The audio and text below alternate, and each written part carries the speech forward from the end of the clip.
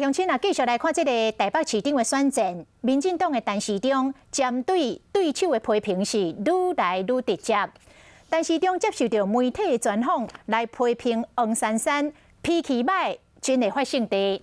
讲以前咧防疫的时阵，打电话给黄珊珊，伊就不爱接，搁写面册甲骂。黄珊珊是来回讲，拄到唔对的代志，当然会愤怒。黄珊珊讲有时阵请求陈时中来协助，定定是已读不回。讲安尼，敢有需要，搁接伊的电话。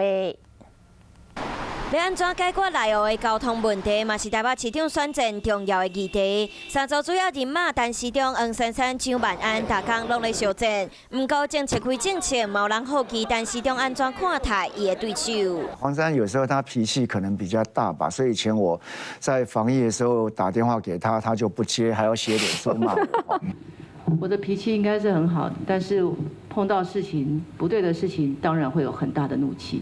我是有时候去跟中央请求他协助，我常常已读不回啊，那我就不知道接他电话要干什么。黄珊珊讲，伊的火气大是因为公司。另外，蒋万安甚至乎外界讲是第四组参选人的台北市长郭文铁，但市长嘛有伊的想法。那蒋万安就好像我讲他温文儒雅，他又觉得他不高兴哈，或者是他认为说，因为他现在我讲他现在。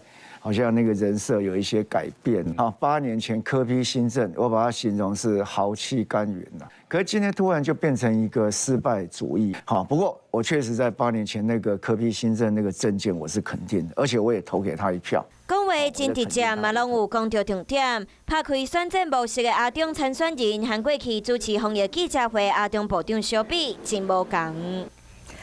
Hello， 大家好，我是乃瑜，要教给大家2个任务。第一个，华视新闻的脸书专页，你按赞了吗？